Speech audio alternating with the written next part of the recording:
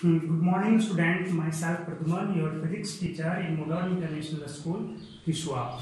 Today I am going to discuss some topics related with electricity, that is heating effect of current and its application. In previous classes, just I have discussed about heating effect of current, that is how heat is generated in a conductor and why heat produced in a conductor. So just I have recall the previous class, when we rub our hand,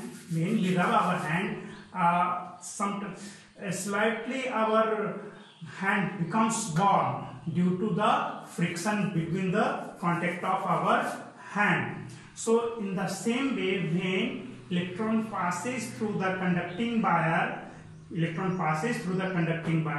electron rub against the metallic surface. Free electron rubs on the metallic surface, due to which a friction is generated in between electrons and metallic surface, due to which heat is generated in a conductor.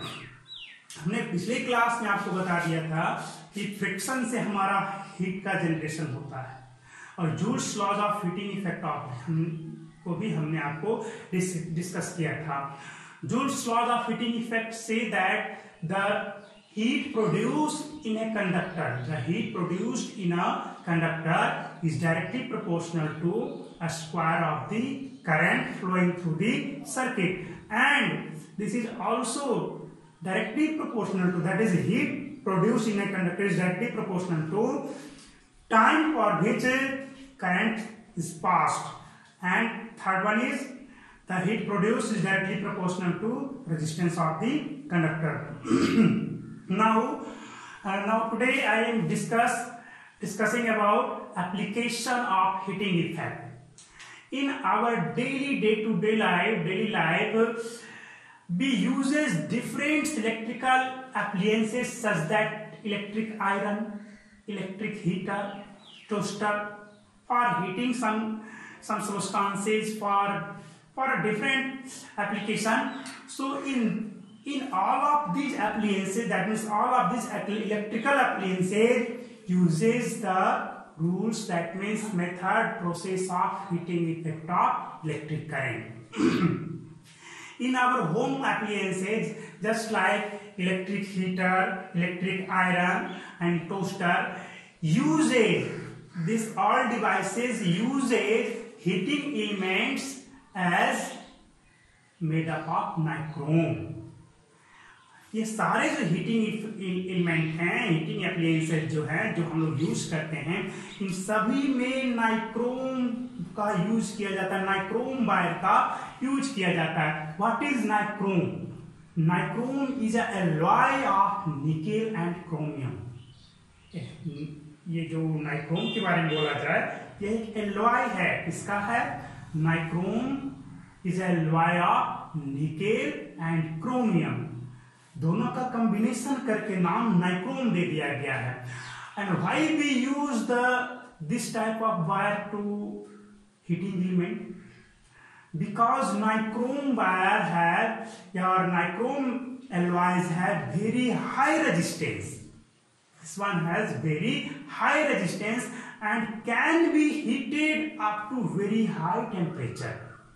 Nichrome जो है, उस wire के बारे में कहा जा रहा है, उस मेटल के बारे में कहा जा रहा है, तो उसका रेजिस्टेंस काफी हाई होता है, जिसके वजह से हीट का प्रोडक्शन भी इसमें ज्यादा होगा.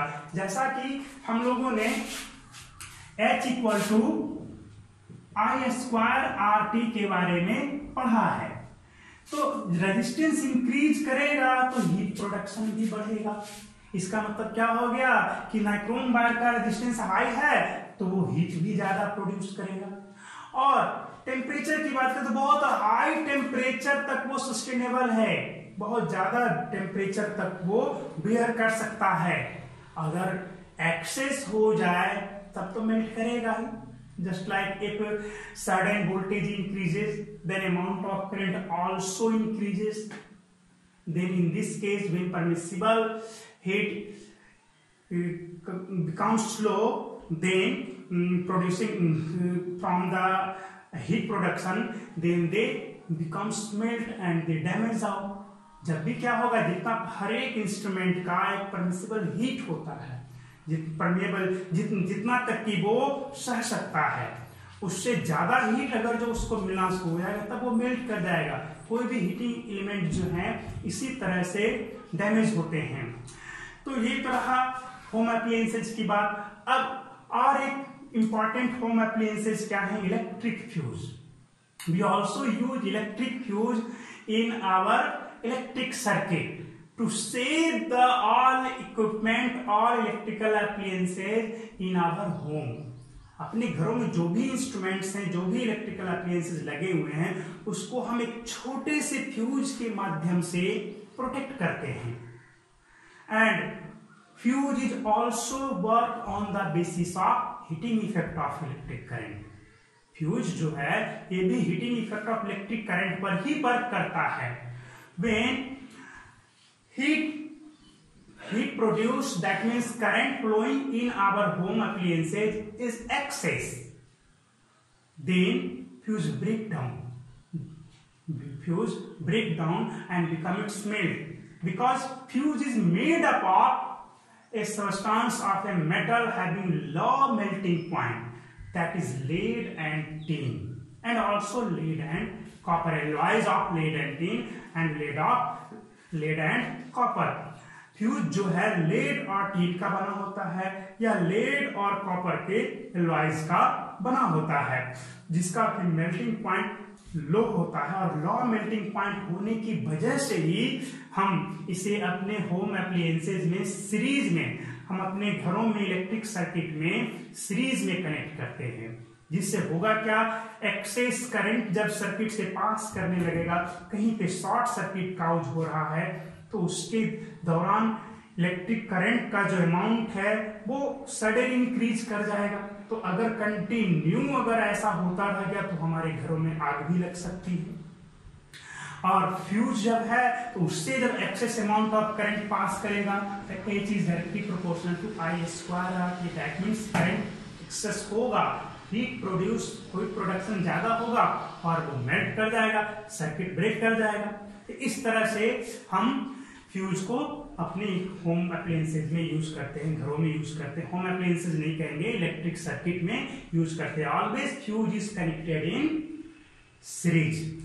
Now in industries electric furnace based on the heating effect of electric current. आपका जो भी आपका इलेक्ट्रिक फर्नेस है बड़े बड़े फैक्ट्रियों में, वो भी आपको heating effect of electric current पर ही बेस्ड हैं, जो कि 1500 डिग्री सेल्सियस टेम्परेचर तक प्रोड्यूस करने की क्षमता रखते हैं, उससे ज्यादा भी करने की क्षमता रखते हैं। ठीक है।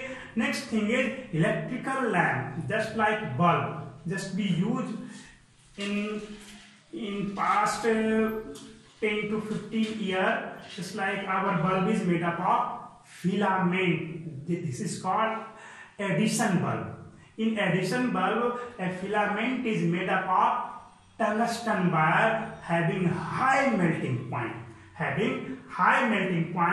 up to 3380 degree Celsius and kept inside the glass bulb। हमारे पास ग्लास बल्ब होता है जिसमें क्या होता है, इसके अंदर एक फिलामेंट लगा रहता है जिससे कि हम लोग एडिशन बल्ब के नाम से जानते हैं। ये भी heating effect of electric current पर ही वर्क करता है। जब इससे करंट पास होता है तो ये हीट होते होते रेड हॉट हो जाता है, बहुत ज्यादा रेड, एकदम रेड होते होते व्हाइट दिखने लगता है, तब जाकर के लाइट को प्रोड्यूस करना शुरू कर देता है। ये टंगस्टन जो है up to 3380 degree Celsius temperature को बेयर करने की क्षमता रखता है, जिससे हाई करंट पास होने पर भी ये नहीं मेल्ट करता है। इसका सबसे बड़ा डिसएडवांटेज ये है, the main disadvantage is only 5% of the electrical energy is converted into light and rest of 95% is in the form of heat। जो क्या होता है हमारे एटमॉस्फेयर में चला जाता है, जो हमारे काम में नहीं आ पाता है। इसलिए अब हम लोग इस बल्ब का इस्तेमाल करना बंद कर दिए हैं। So this is the heating effect of current, that means application of heating effect of current. और भी बहुत सारे हीटिंग इफेक्ट ऑफ करंट के एप्लीकेशन हैं। So it's all for today's, for watching.